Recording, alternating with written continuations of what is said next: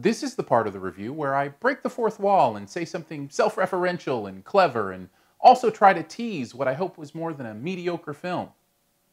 How'd I do?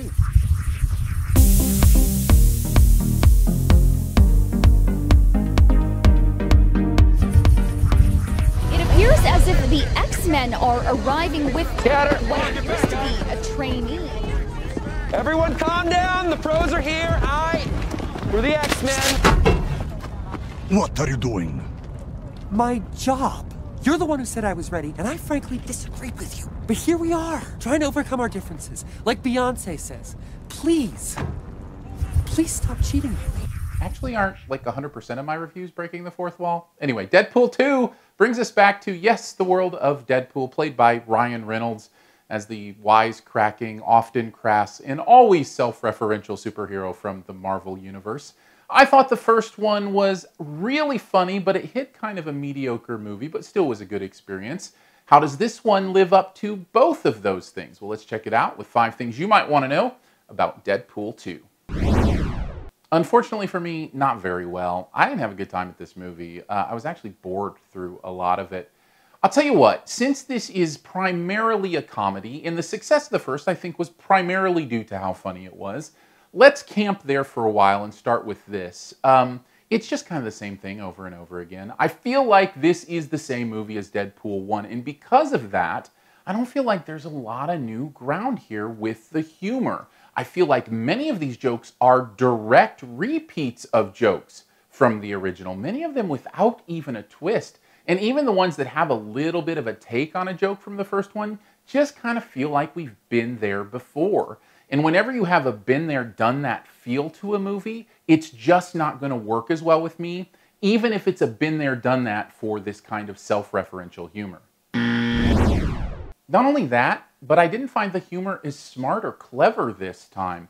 The first time I felt like, yes, it was crass, and yes, they were going some places you couldn't believe they were going, but the humor was more than that. There was a spin on it that was a little bit different or a little bit interesting, and a lot of the humor was very smart. I don't see that here. Some of the jokes here, they're just crass for crass sake. It's just taking something and going, ha, isn't this funny because we're not supposed to do this? Isn't this funny because we're breaking a rule here?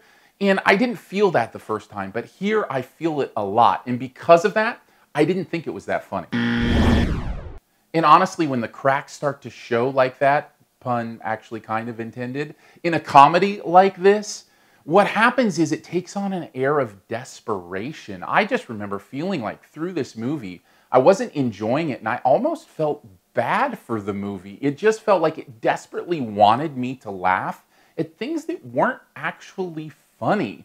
And that is not a good tone for a film to take. So as I'm going through it, I just felt it's like that guy at the party who just tries to tell over-the-top joke after over-the-top joke and nobody's buying in.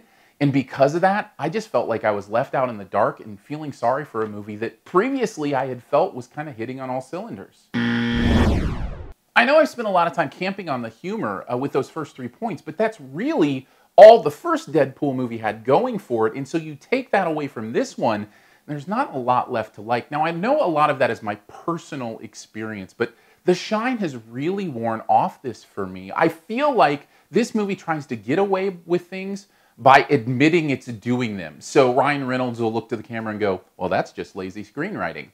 Yeah, it is. And you mentioning it doesn't change the fact that it is. Admission is not an excuse. Admission doesn't change the fact that the movie itself doesn't take the effort to be something different, something new, something interesting, something clever. The movie just kind of rests on what it's always done, which is breaking those rules and going too far. And that, along with the bad CG and all these other little minor things that kind of, conglomerate together, just means I didn't have a very good experience watching something where you even admit that it's not that great.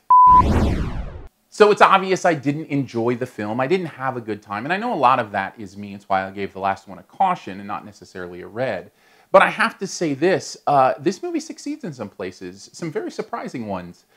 This movie is more meaningful than the first one. I think the thematic stuff in this movie works better than the first one. There's more of a story here, more of an interesting emotional take on what's going on with this character here. And that kind of surprised me. It's also what makes it more disappointing that the humor didn't work for me, because the story worked a little better for me. Now, it's not great. It's not hitting it out of the park in that department. It's still a little shallow here and there. But it works more than the first one in that it keeps me engaged in what means something to this character. And that is a hard line to pull off, doing that depth along with the comedy, you know, to walk that line between the Avengers and Super Troopers or something like that. You know, you kind of have to pick a lane, and those tones do battle a little bit. But overall, I did enjoy the story.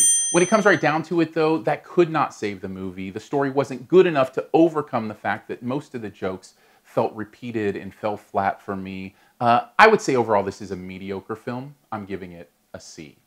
Thanks for checking out this Your Movie Friend review. We'll get to the Best Ever Challenge here in a bit. Before we do, though, I would love to hear from you. Let me know how wrong I am in the comments here at my YouTube page, or connect with me directly on Twitter. Just be ready for an actual reasoned, sane conversation on social media. Imagine that, because I don't like doing the battling that I see all the time on social media. Aaron Dicer is the follow, AARONDICER. Hit subscribe here at YouTube. Go do the podcast thing, subscribe to the podcast. SiftPop is what we do every week. We talk a little bit more in depth. Really looking forward to our discussion on Deadpool this weekend. So that's usually in the feed by Sundays. So if you want to check out a longer conversation, maybe some spoilers, we do a spoiler episode as well. You can check that out at SiftPop, SiftPop. Just search wherever you do your podcasts to listen to that. And then, of course, subscribe on YouTube, all that kind of fun stuff. All right, let's head on to the Best Ever Challenge. This is where you name the best movie ever in a particular category. Also try to identify my choice. Let's go with Best Meta Movie Ever. There are great ways to do this, and lots of movies have done it really, really well. For mine, I'm going to go with the one that is somehow actually about a flower. Somehow. Take a guess at mine in the comments. Also leave your choice there as well. And thank you to those who support this YouTube channel at Patreon, patreon.com/yourmoviefriend, $3 a month, and you get some pretty fun perks there. All right, let's get to the subscription part where my face pops up on the screen and you click it. It's going to happen now.